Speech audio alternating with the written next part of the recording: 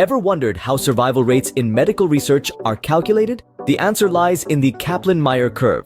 Named after Edward L. Kaplan and Paul Meier, this non-parametric statistic is used to estimate the survival function from lifetime data. It provides a snapshot of the fraction of patients living for a certain amount of time after treatment. Now, let's break down its interpretation. The Kaplan-Meier curve is a graphical representation where the x-axis represents time and the y-axis represents the probability of survival.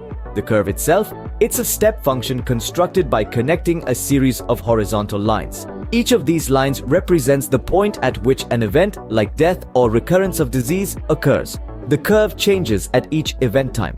In essence, the Kaplan-Meier curve provides a visual summary of survival data over time. So, the Kaplan-Meier curve is a graphical representation of survival data over time.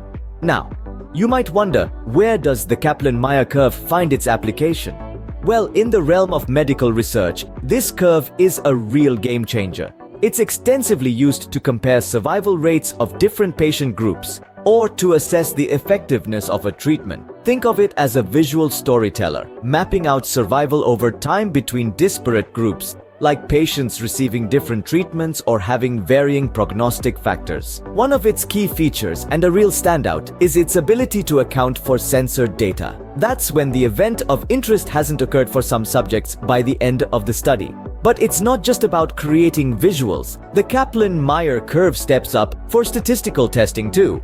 It's instrumental in tests like the log rank test, which helps determine if survival differences between groups are just by chance or truly significant. Therefore, the Kaplan-Meier curve serves as a key tool in medical research, allowing for accurate survival analysis and comparison of patient outcomes. Remember, every curve tells a story of survival.